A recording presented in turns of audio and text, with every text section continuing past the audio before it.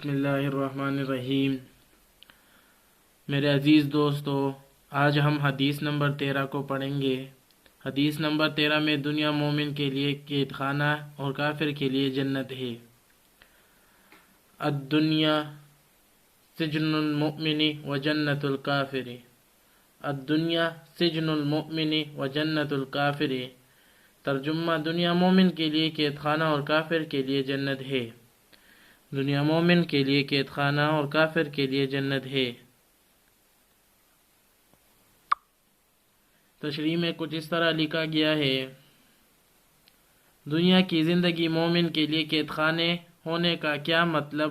مومن کے لیے دنیا کی زندگی قید خانے کے مثل ہے، یعنی جس طرح قیدی اپنی زندگی آزاد ہو کر اور اپنی مرضی سے نہیں گزارتا، تو اسی طرح ایک مومن دنیا میں اپنی زندگی آزاد ہو کر اور اپنی مرضی سے نہیں گزارتا، بلکہ ہر معاملہ میں اللہ کے حکم کو سامنے رکھتا ہے۔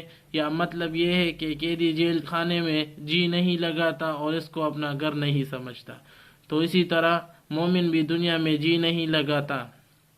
بعض علماء نے اس کا یہ مطلب بیان کیا کہ جب مومن جنت میں داخل ہو جائے گا اور وہاں کی نعمتیں دیکھے گا تو اس کو اس وقت یہ دنیا قید خانہ معلوم ہوگی۔ بھائیو، اگر آپ نے ہمارے چینل کو سبسکرائب نہیں کیا ہے تو سبسکرائب کر لے اور بیل آئیکن کو آل پہ کر دے تاکہ ہماری ویڈیو آپ تک پہلے پہنچ سکے۔ اللہ تعالی ہمیں اس حدیث پر عمل کرنے کی توفیق عطا فرمائے۔